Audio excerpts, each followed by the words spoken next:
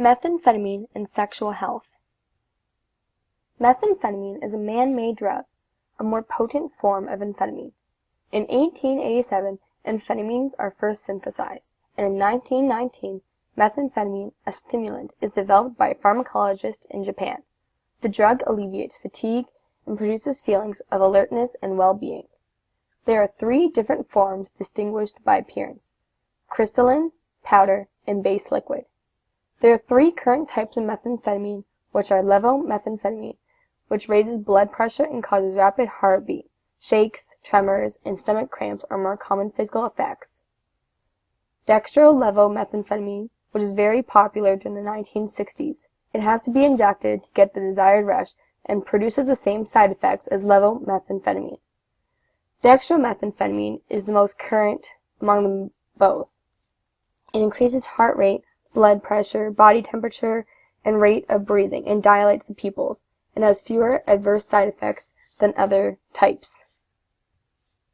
There are many street names for when dealing with methamphetamine, such as blue meth, chicken feed, cinnamon, crank, crystal meth, gep, granulated orange, hot ice, LA glass, lemon drop, meth, O's, peanut butter, sketch, stovetop, tick, trash, wash, etc. Relevance and importance to social service work. For support, harm reduction, risk factors, facts, empathy, background information, informative, and furthering your own knowledge.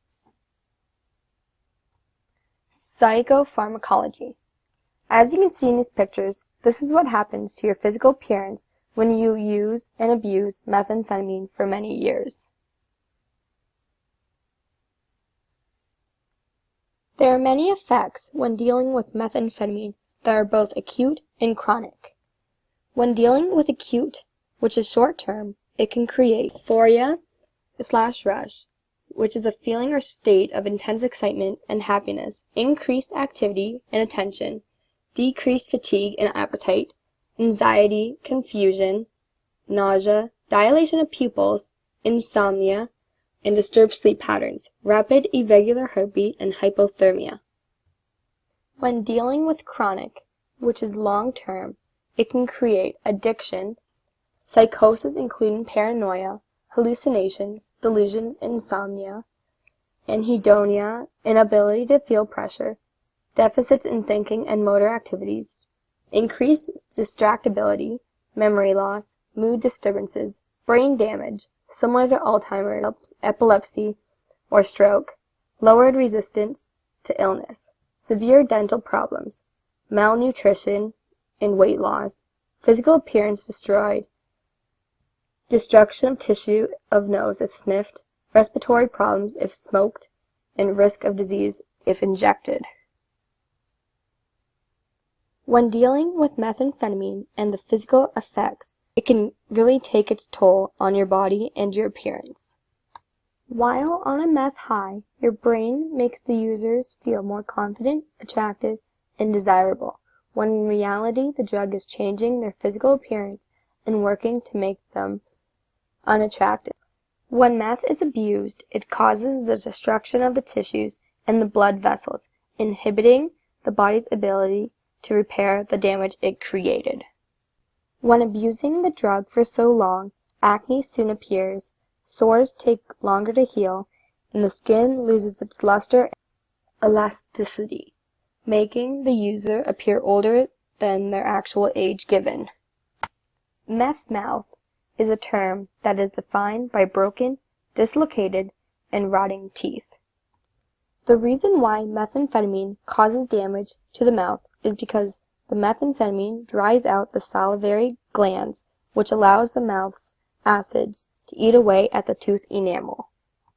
Teeth are further damaged when users obviously grind their teeth, binge on sugary foods and drinks, and don't brush their teeth frequently. Here's a link to a game that helps you further understand what meth does to your physical appearance.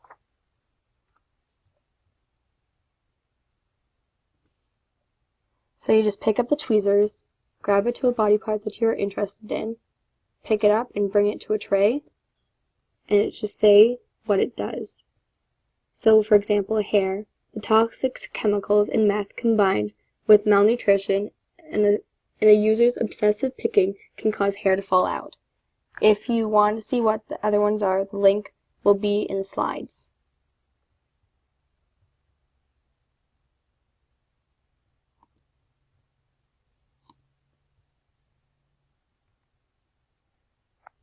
Pharmacokinetics. When dealing with methamphetamine and pharmacokinetics, there are 5 ways of administrations, which are smoked, which is the most common route of administration, snorted, injected, which is most common route of dealing with injected, which is the most common route when dealing with long-time users, oral, which is slow absorption, and plugging, which is the least common route of administration. Distribution crosses the blood-brain barrier. Metabolism, which is in the liver, rapid effects last several hours. Elimination ranges between 10 to 12 hours. Exertion, which is through urine, close to 2/3 of an oral dose is exerted in the urine within the first 24 hours, with about 2/3 of that as metabolites and 1/3 as methamphetamine. Pharmacodynamics. Here's a link to a YouTube video of what meth is.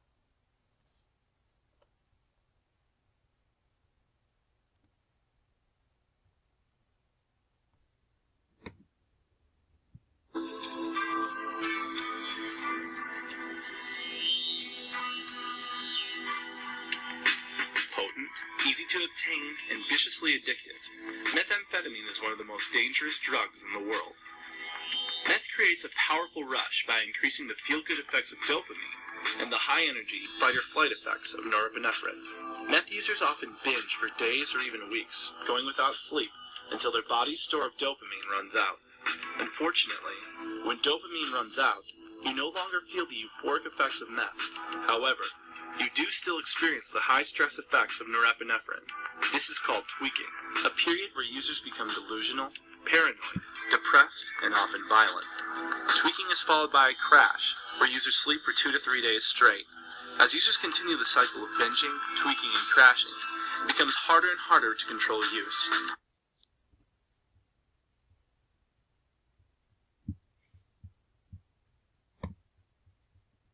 Here's a quick video recap. You feel good effects of dopamine with the high energy fight-of-flight effects of norepinephrine. Users normally go days without sleep until their dopamine runs out. However, you still feel the effects of norepinephrine. Central nervous system stimulant. Agonist effects.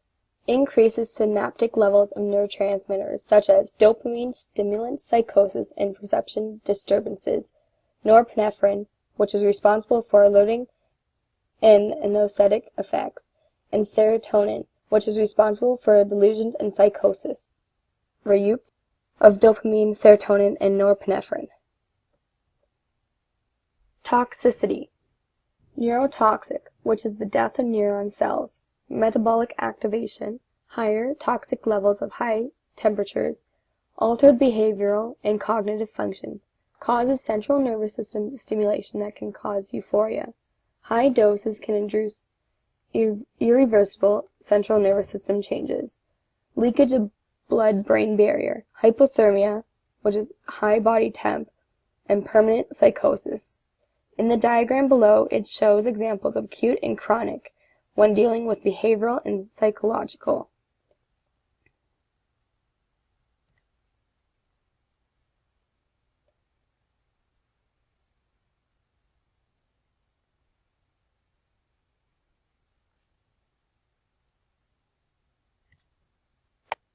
Methamphetamine and sexual health. Here's a quick YouTube video.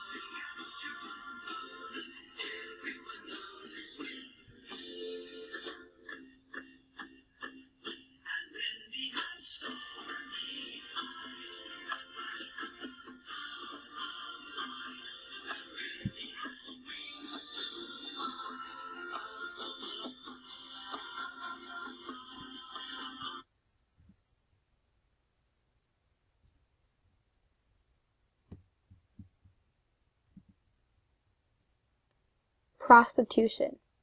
What is the link between methamphetamine and HIV? Through unprotected and uninhibited sex while under the influence. Meth increases the sex drive and enhances the sexual experience.